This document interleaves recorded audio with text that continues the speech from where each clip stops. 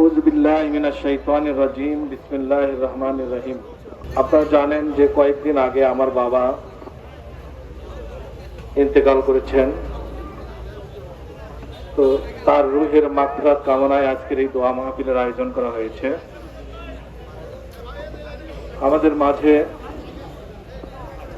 এই দোয়া মাহফিলে উপস্থিত আছেন বিএনপি চেয়ারপারসনের সম্মানিত উপদেষ্টা সাবেক এমপি জনাব হেলালুজ্জামান তালুকদার লালু সাহেব। আমাদের মাঝে উপস্থিত আছেন বিএনপি জাতীয় নির্বাহী কমিটির অন্যতম সদস্য বগুড়া জেলা বিএনপির সাবেক সফল সভাপতি জনাব ভিপি সাইফুল ইসলাম। আমাদের মাঝে উপস্থিত হয়েছেন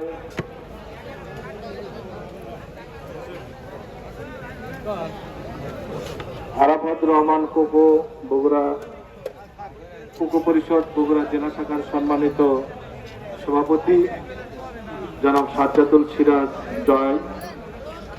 উপস্থিত আছেন শাহজাহানপুর উপজেলা বিএনপির সহসভাপতি জনাব আলহাজ তমিজউদ্দিন।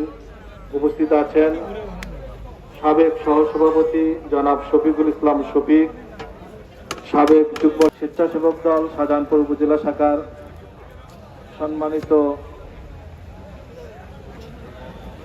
সভাপতি জনাব আজাদুর রহমান আজাদ, সাধারণ সম্পাদক আইয়ুব হোসেন। উপস্থিত আছেন শাহজাহানপুর উপজেলা বিএনপির সম্মানিত সহ সভাপতি জনাব শাহিনুর রহমান শাহিন ভাই। জানেন যে আমার বাবা কেমন মানুষ ছিলেন। আমার বাবা, আমার জীবনে যত মানুষ দেখেছি, আমার মনে হয় আমার বাবাই আমার পৃথিবীর মধ্যে মনে হয় শ্রেষ্ঠ একজন মানুষ। এটা আমার কাছে মনে হয়েছে, কারণ আমার বাবা অনেক কষ্ট করে আমাদের 6 ভাই বোনকে মানুষ করেছে, সবাইকে শিক্ষিত বানিয়েছে এবং আমার বাবা অনেক পরিশ্রম করেছে এই মাদ্রাসা প্রতিষ্ঠার জন্য। আমার বাবা অনেক পরিশ্রম করেছে। এই মাদ্রাসার একজন অন্যতম প্রতিষ্ঠাতা আমার বাবা। 9 মাইল হাট জামে মসজিদের অন্যতম প্রতিষ্ঠাতা আমার বাবা। 9 মাইল হাট প্রতিষ্ঠার অন্যতম একজন আমার বাবা এবং এরকম বহু শিক্ষা প্রতিষ্ঠানের সঙ্গে তিনি জড়িত ছিলেন। বহু মসজিদ মক্তবের সঙ্গে জড়িত ছিলেন এবং তিনি জামুন্না পল্লীবন্ধু উচ্চ বিদ্যালয়ের সহকারী প্রধান শিক্ষক হিসেবে কিছুদিন সেখানে দায়িত্ব পালন করেছেন। তিনি সামাজিকভাবে অনেক দায়িত্ব পালন করতেন। বিশেষ করে আমাদের এই 2-3 ইউনিয়নের আমি দেখেছি তখন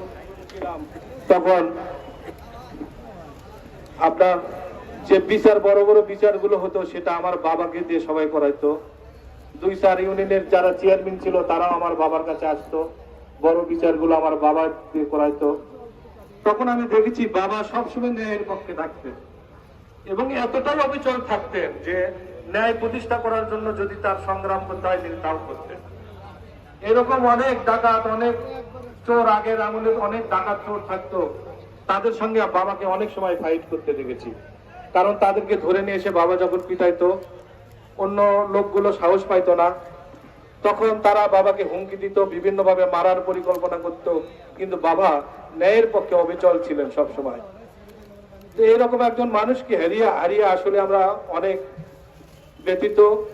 আমার মাথার উপরে যেন ছাতাটাই নাই।